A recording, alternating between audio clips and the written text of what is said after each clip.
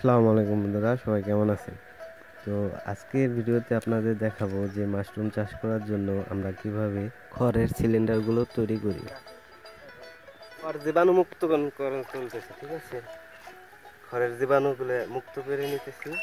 খড়গুলো একটা নির্দিষ্ট তাপমাত্রায় জ্বালিয়ে তারপর খড়ের জীবাণুগুলো সুন্দরভাবে মুক্ত করে নিতে হবে।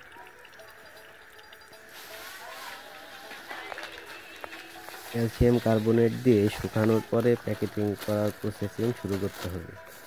তো বন্ধুরা, একটা জিনিস খেয়াল রাখবেন, যেন প্যাকেটিং করার সময় বীজগুলো লেয়ার বাই লেয়ার সুন্দরভাবে দিয়ে দিতে হবে।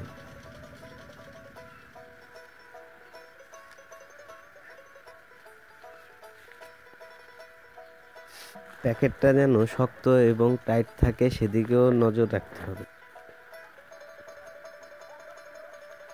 একটি রাবার ব্যান্ড দিয়ে প্যাকেটটা সুন্দরভাবে বেঁধে দিতে হবে, যেন একটু হাওয়া বের হইতে না পারে। মাইসিলিয়ামগুলো যেন নিঃশ্বাস নিয়ে ভালোভাবে রান করতে পারে, তার জন্য ছিদ্র করে দিতে হবে। সম্পূর্ণ হয়ে গেল আমাদের খড়ের সিলিন্ডারগুলো। মাশরুম কোনো ব্যাঙের ছাতা না, এটি একটা অর্গানিক সবজি। এই মাশরুম সম্পর্কে বিস্তারিত তথ্যগুলো জানতে হলে আমার অফিসিয়াল পেজটি এবং ইউটিউব চ্যানেলটি সাবস্ক্রাইব করে রাখবেন, যেখানে আমি প্রতিনিয়ত এই মাশরুম সম্পর্কিত ভিডিওগুলি আপলোড করে থাকব।